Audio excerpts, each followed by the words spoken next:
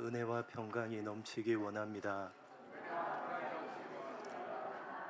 하나님을 예배하는 복된 주일입니다. 함께 하나님을 예배하며 은혜와 평강이 넘치는 행복한 하루가 되셨으면 좋겠습니다. 우리가 차례대로 살펴보고 있는 로마서는 사도 바울이 로마 교회에 보낸 편지입니다.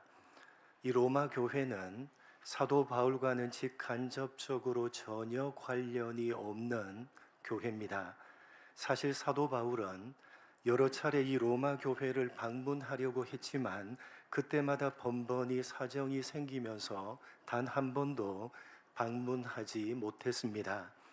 그렇게 자신이 개척 설립했던 교회가 아니었을 뿐만 아니라 신앙에 대해서 단 한 번도 가르친 적이 없었고 심지어 방문조차 하지 못했기 때문에 이 로마 교회가 어떤 상황 가운데 있는지, 그들이 어떤 신앙 수준을 가지고 있는지 바울은 전혀 알지 못했습니다.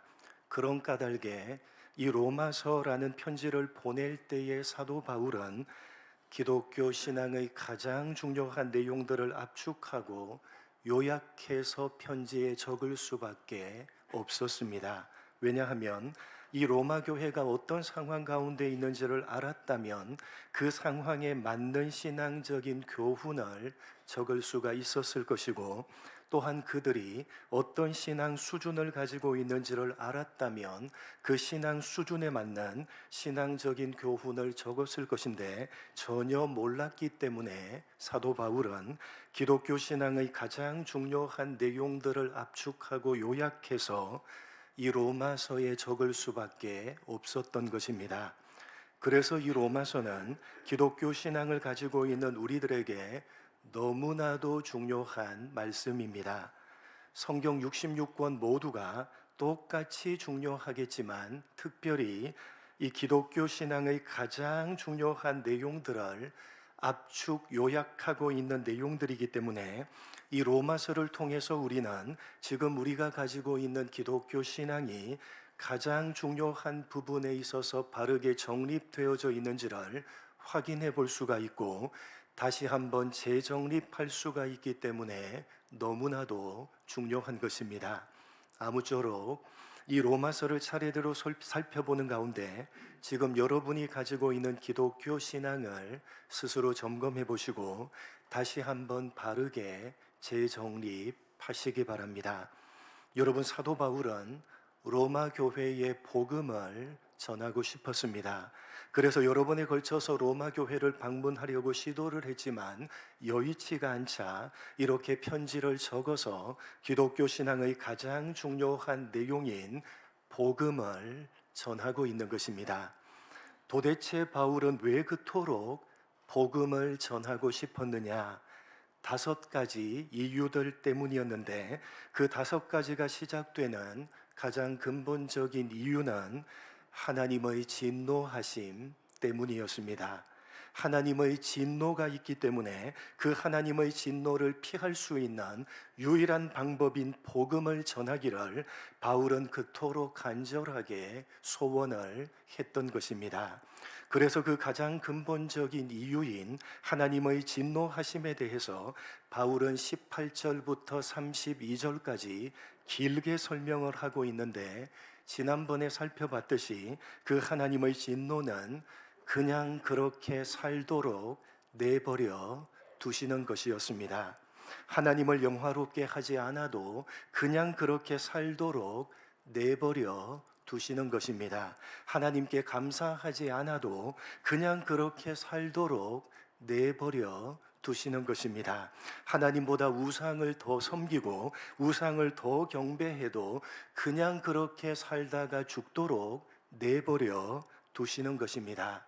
그렇게 하나님께서 그냥 그렇게 살도록 내버려 두시는 것, 그것이 지금도 쏟아붓고 계시는 하나님의 진노하심이며 사람이 받고 있는 최고의 저주입니다.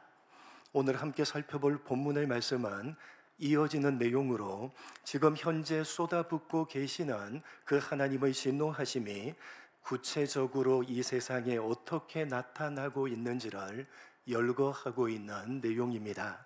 사도 바울은 그냥 그렇게 살다가 죽도록 내버려 두시는 최고의 저주인 그 하나님의 진노하심이 지금 현재도 이 세상에 쏟아지고 있다고 말하면서 그 구체적인 사례들을 열거하고 있습니다. 여러분, 하나님을 믿지 않는 모든 자들에게 지금 현재도 하나님의 진노하심이 쏟아지고 있다는 것은 성경이 대단히 중요하게 경고하고 있는 말씀입니다. 그렇다면 하나님의 진노하심이 지금 현재 이 세상에 구체적으로 어떻게 나타나고 있느냐? 먼저 본문 24절, 25절입니다. 이렇게 나타나고 있습니다. 같이 읽겠습니다. 시작.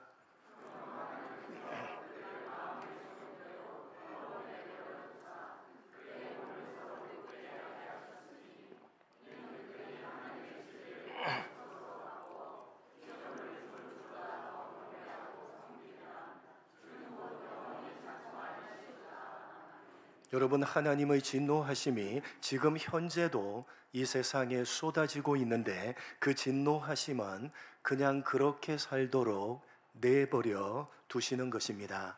24절을 보시면 그들을 마음의 정욕대로 어디에 내버려 두사 더러움에 내버려 두셨다고 말씀합니다. 그리고 그렇게 더러움에 내버려 두시는 하나님의 진노하심은 구체적으로 이 세상에서 어떤 형태로 나타나고 있는지를 가장 대표적인 한 가지 구체적인 예를 들어서 설명을 합니다. 구체적으로 이 세상에 이렇게 나타나고 있습니다. 이어지는 26절, 27절 쉬운 성경으로 한번 읽어보겠습니다. 구체적으로 이 세상에 이렇게 지금 나타나고 있습니다. 같이 읽겠습니다. 시작.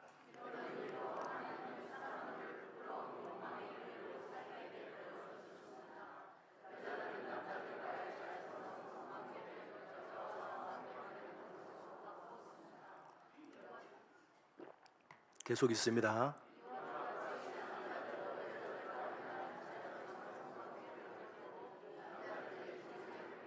남자가 남자와 부끄러운 짓을 했습니다.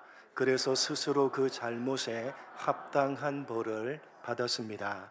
여러분, 하나님의 진노하심이 지금 현재도 이 세상에 나타나고 있습니다. 어떻게요?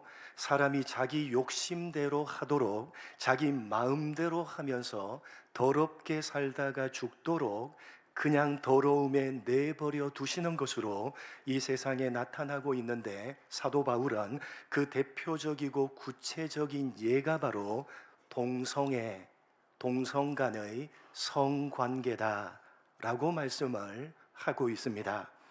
여러분, 창조주의 형상으로 영광스럽게 창조함을 받은 사람은 창조주를 반역하여 죄를 범하고 타락함으로 원래의 영광스러움을 스스로 망가뜨려 버리고 부끄러운 존재가 되어져 버리고 말았습니다. 성경은 그런 타락한 모습을 가리켜서 저들이 육체가 되었다라고 표현하고 있습니다. 거룩하고 영광스러운 영적인 것들을 모두 다 잃어버리고 오직 자기 욕심과 육체적인 본능에 사로잡힌 존재가 되어져 버렸다는 것입니다. 그렇게 죄를 범하고 타락하여 자기 욕심과 육체적인 본능에 사로잡힌 존재가 되어져 버린 사람의 모습을 창세기 4장은 이렇게 묘사하고 있습니다. 창세기 4장 8절 9절 같이 읽겠습니다. 시작.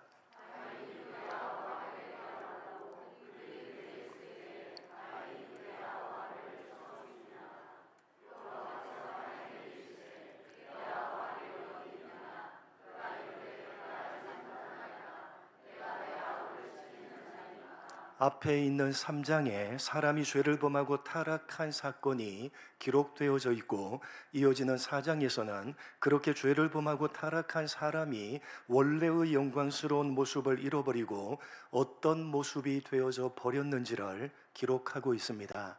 어떤 모습입니까? 오로지 자기 욕심과 육체적인 본능에 사로잡힌 모습입니다. 자기 자신을 위해서라면 다른 사람의 생명까지 빼앗아 버릴 정도로 자기 욕심과 자기 육체적인 본능에 사로잡힌 부끄러운 모습이 되어버린 것입니다. 그럼에도 그것이 부끄러운 것인지조차도 모르는 것입니다.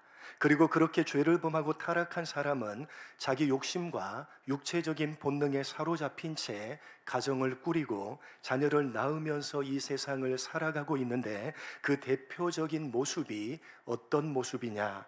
창세기 4장 19절 같이 읽겠습니다.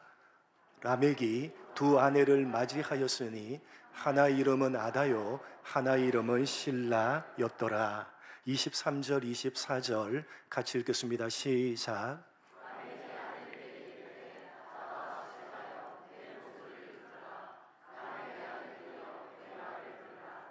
나의 상처로 말미암아 내가 사람을 죽였고 나의 상함으로 말미암아 소년을 죽였도다.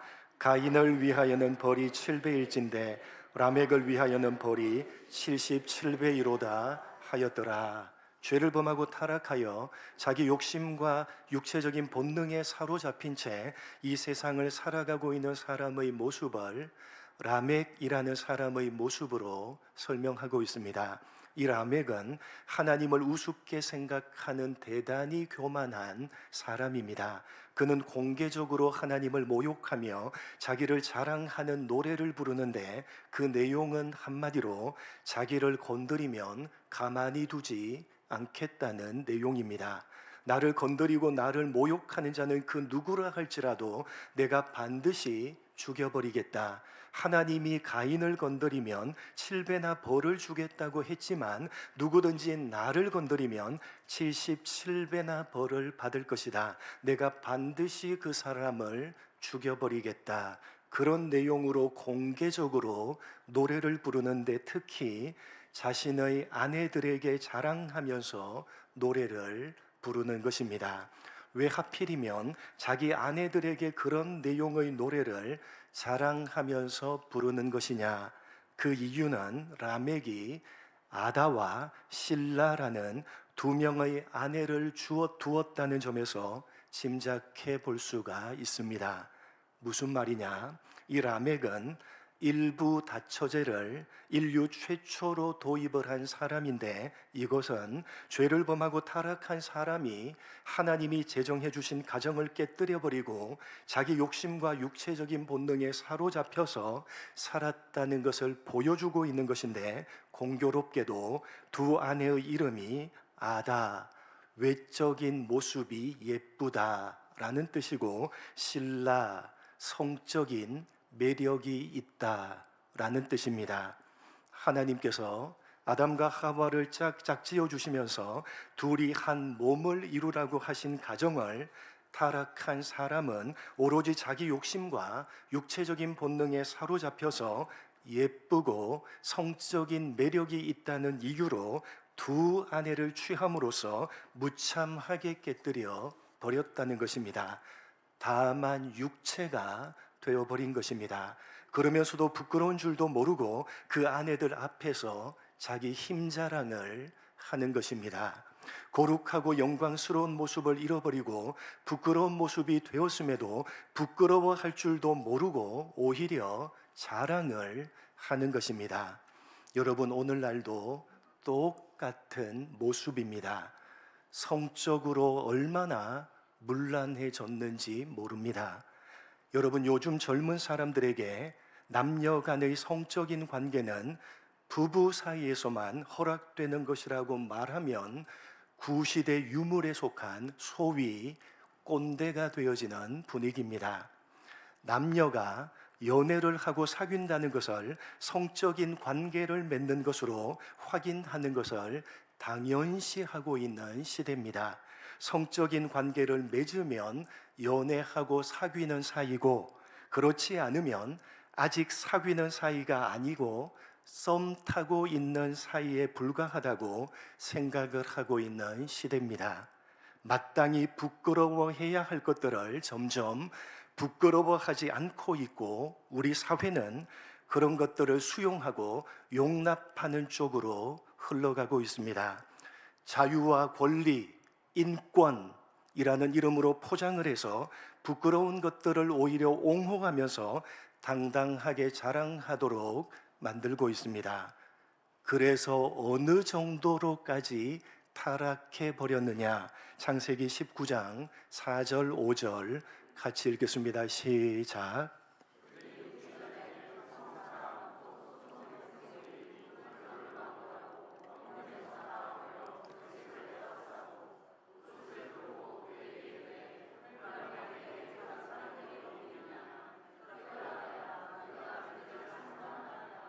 우리가 그들을 뭐하리라? 상관하리라. 우리가 잘 알고 있는 소돔 성에서 일어났던 사건입니다. 남자의 모습으로 나타난 두 천사가 하룻밤을 묵으려고 롯의 집으로 들어갔습니다. 그런데 그 소식을 들은 소돔성 사람들이 원근 각처에서 노소를 막론하고 롯의 집으로 몰려와서 손님으로 온 그 남자들을 내놓으라고 요구를 합니다. 왜요? 그들과 뭐 하겠다는 것입니까? 그들과 상관하겠다는 것입니다. 상관하겠다라고 번역된 말은 성적인 관계를 맺겠다는 의미입니다. 당시 소돔성에 살고 있던 젊은이로부터 늙은이까지 모든 남자들이 몰려와서 손님으로 찾아온 새롭고 낯선 남자들과 동성 간의 성관계를 맺겠다는 것입니다. 부부 사이를 넘어서 성적인 관계를 맺는 것도 모자라서 이제는 남자가 남자와 여자가 여자와 동성 간의 성적인 관계를 맺는 것입니다. 여러분, 짐승도 그렇게 하지 않는데, 짐승만도 못한 짓을 하면서도 전혀 부끄러운 줄도 모르는 것입니다. 죄를 범하고 타락한 사람이 자기 욕심과 육체적인 본능에 사로잡혀서 어느 정도로까지 오로지 육체가 될 수 있는지를, 어느 정도까지 더럽고 어느 정도까지 부끄러운 모습이 될 수 있는지를 적나라하게 보여주고 있는 것이 바로 동성 간의 성관계입니다. 오늘 사도 바울은 바로 그런 모습이 그냥 그렇게 살다가 죽도록 내버려 두시는 하나님의 진노하심이 지금 현재도 이 세상에 쏟아지고 있다는 것을 보여주는 구체적인 사례라고 말씀하고 있는 것입니다. 그러니까 지금 현재도 하나님의 진노하심은 이 세상에 쏟아지고 있는 것입니다. 소돔 성에서 일어났던 그 일들, 그리고 사도 바울 시대에도 일어났던 그 일들이 지금 우리가 살고 있는 시대에도 동일하게 일어나고 있는 것입니다. 여러분, 예전에는 자녀가 결혼을 할 때쯤 되면 그 부모는 어떤 걱정을 합니까? 혹시 자녀가 결혼을 하겠다고 데리고 오는 며느리와 사위가 내 마음에 들지 않으면 어떡하지? 라는 걱정을 했는데 지금은 달라져 버렸습니다. 내 자녀가 결혼하겠다고 데리고 오는 며느리가 남자면 어떡하지? 내가 결혼하겠다고 데리고 온 사위가 여자면 어떡하지? 라는 걱정을 해야 되는 시대입니다. 웃을 일이 아니라 닥쳐온 현실입니다. 죄를 범하고 타락하여 오로지 자기 욕심과 육체적인 본능에 사로잡혀서 다만 육체가 되어서 여자가 여자와 남자가 남자와 동성 간의 성관계를 맺고 있고, 그것이 더럽고 부끄러운 것인지도 모르고 있습니다. 오히려 숨기지 않고 드러내고 자랑을 하고 있고, 우리 시대는 자유와 권리, 인권으로 포장을 해서 성소수자를 존중해야 한다라고 하면서 적극적으로 옹호하고 있습니다. 오늘 본문 32절 말씀과 똑같은 상황이 우리 눈앞에서 펼쳐지고 있는 것입니다. 32절 같이 읽겠습니다. 시작. 하나님께서 정하심을 알고도 자기들만 행할 뿐만 아니라 또한 그런 일을 행하는 자들을 옳다 하느니라. 그런 일들을 행하는 자들을 옳다 하느니라. 사형에 해당하는 명백하고 심각한 죄라고 하나님께서 분명하게 정해 놓으셨음에도 불구하고 저들은 자기들만 행할 뿐 아니라 그런 일들을 하는 자들을 옳다고 하고 있습니다. 지금 현재 우리 눈앞에서 펼쳐지고 있습니다. 그래서 심지어는 차별금지법이라는 이름으로 법을 만들어서 동성애를 법적으로 보호하고 인정하고 있고, 그것을 지적하고 반대하는 사람은 의식이 없는 편견에 갇힌 사람이라고 매도하고 있으며 법적인 조치까지 취하고 있습니다. 이미 많은 나라들에서 그렇게 하고 있고, 우리나라도 휘몰아치기 직전의 상황 가운데 놓여져 있습니다. 그냥 그렇게 살다가 죽도록 내버려 두시는 하나님의 진노하심이 지금 이 세상에 쏟아지고 있다는 것을 명백하게 보여주고 있는 증거인 것입니다. 그냥 그렇게 더럽고 부끄럽게 살도록, 그냥 더럽고 부끄러움 가운데 있음에도 그것이 더럽고 부끄러운지도 모른 채 오히려 자랑하면서 살도록, 그냥 그렇게 살다가 죽도록 내버려 두시는 하나님의 진노하심이 지금 현재도 이 세상에 쏟아지고 있는 것입니다. 그런데 여러분, 더 무서운 것은 그 하나님의 진노하심은 그들에게 돌이킬 기회조차 전혀 주시지 않는 것입니다. 이어지는 본문 28절 이렇게 되어져 있습니다. 같이 읽겠습니다. 시작.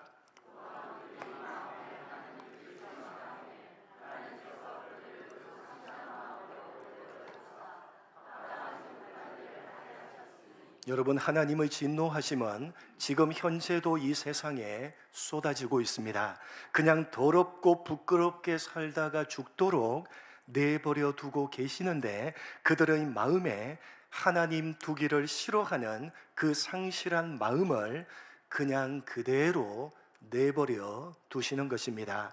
하나님 두기를 싫어하는 저들의 마음을 돌이키시고, 저들이 다시 한번 자신들의 마음에 하나님을 모시도록 하지 않으시고, 그냥 하나님 두기를 싫어하는 그 마음 그대로 그냥 그렇게 살다가 죽도록 방치해 버리시는 것입니다. 하나님의 진노하심입니다.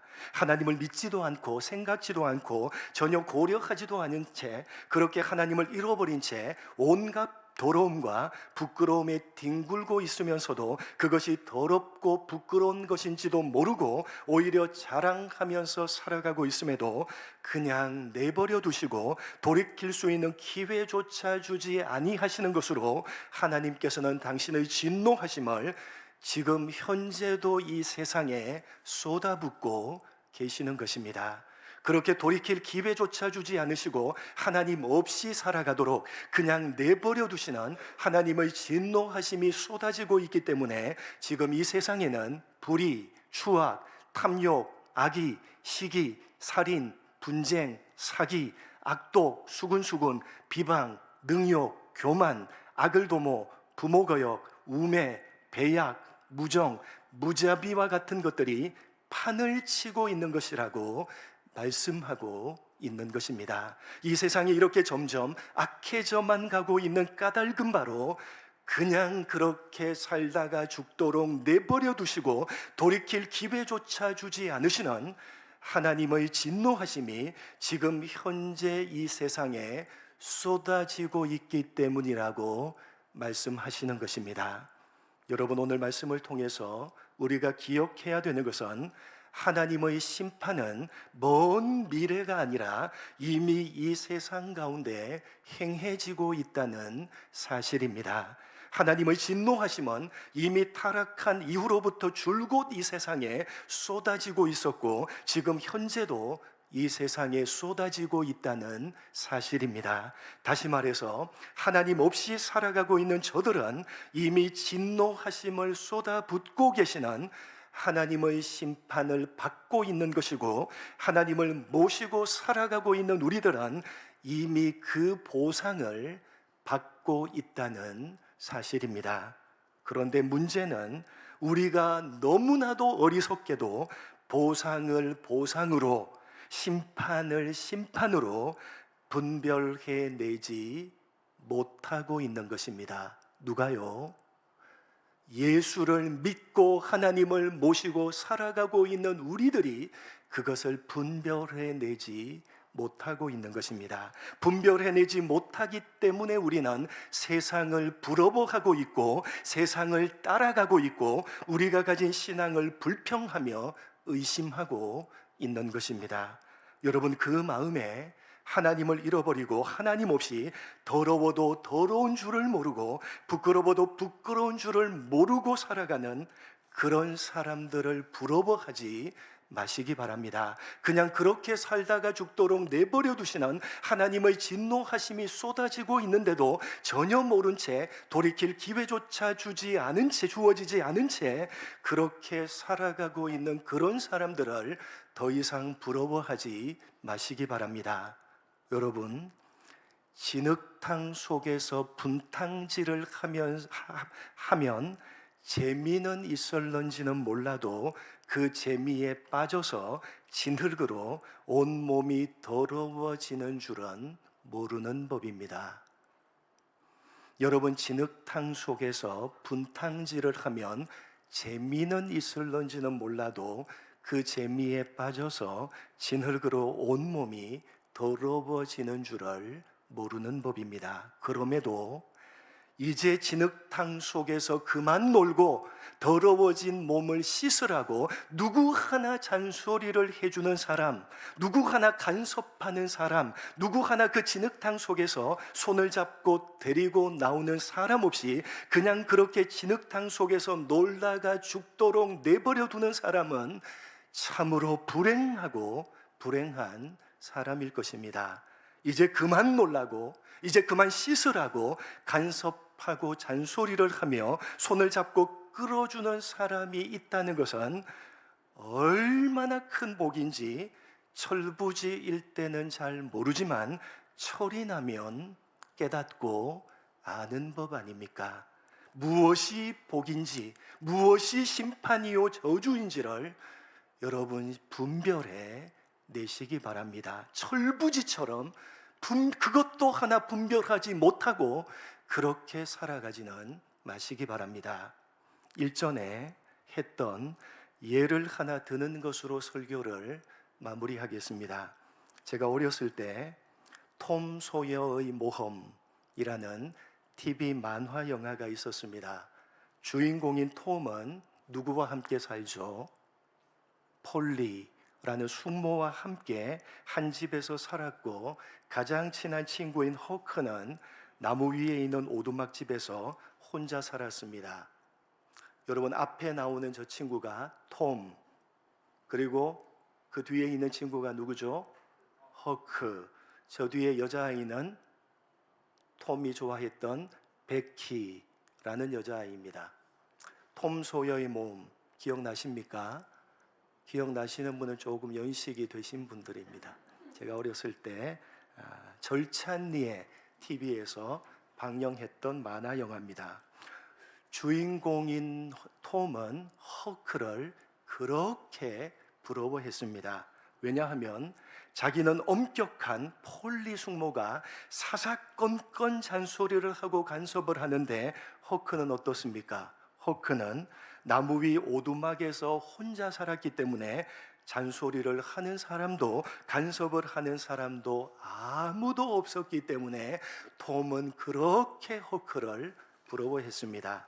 학교도 다니지 않고 공부도 하지 않고 늦게 일어나고 세수도 양치도 하지 않고 밥을 먹든지 말든지 무슨 짓을 해도 아무도 잔소리를 하는 사람도 없고 간섭하는 사람도 없는 허크를 톰은 너무나도 부러워합니다. 톰이 아직 철부지인 초등학생이었기 때문에 분별해내지 못하는 것입니다. 여러분, 철이 나면 학교 가라, 공부해라, 일찍 일어나라, 세수하고 양치해라, 밥 흘리지 마라, 자기에게 잔소리를 해주고 간섭해주는 보호자가 있다는 사실이 얼마나 큰 복인지를 비로소 깨우치고 비로소 분별해 내는 것 아닙니까? 여러분은 철부지입니까? 아니면 철든 신앙이십니까? 그렇게 보호자 없이 하나님 없이 자기 마음대로 하면서 살아가고 있는 그런 사람들을 부러워하지 마시기 바랍니다. 그 마음에 하나님을 잃어버리고 하나님 없이 더러워도 더러운 줄도 모르고 부끄러워도 부끄러운 줄도 모르고 살아가고 있는, 그냥 그렇게 살다가 죽도록 내버려 두시는 하나님의 진노하심이 쏟아지고 있는데도 전혀 모른 채, 돌이킬 기회조차 주어지지 않은 채 마음대로 살아가고 있는 그런 사람들을 여러분 부러워하지 마시기 바랍니다. 무엇이 복이며 무엇이 보상인지, 무엇이 심판이며 무엇이 저주인지를 제대로 분별해 내시고 철든 신앙으로 하나님을 섬겨가시는 여러분 모두가 되시기를 주님의 이름으로 간절히 축복합니다. 하나님 아버지, 오늘 사도 바울은 하나님의 진노하심이 지금도 이 세상에 쏟아지고 있다고, 그냥 그렇게 살다가 죽도록 내버려 두시는, 무슨 짓을 해도 그냥 그렇게 살다가 죽도록 내버려 두시는, 돌이킬 기회조차 주지 않으시는 하나님의 진노하심이 지금 현재 이 세상에 쏟아지고 있다고, 하나님이 지금 이 세상을 심판하고 계시다고 말씀하고 있음에, 하나님 아버지 눈이 열리어서 분별해 낼 줄 아는 우리가 되게 하여 주옵소서.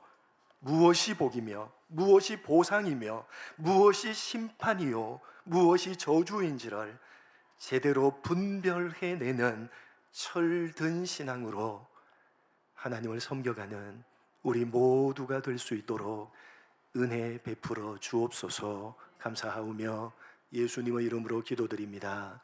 아멘.